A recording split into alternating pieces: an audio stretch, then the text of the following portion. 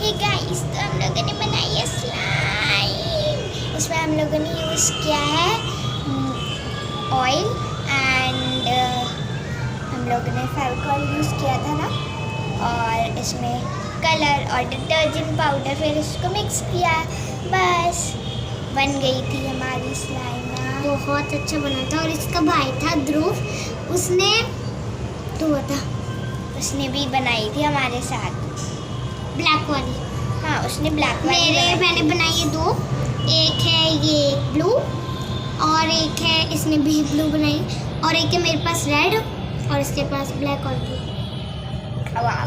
बहुत मैंने अपनी सारी के लिए बहुत फ्लफी और स्ट्रेची है। तो आप मेरी सारी वीडियो को लाइक कर दीजिए प्लीज।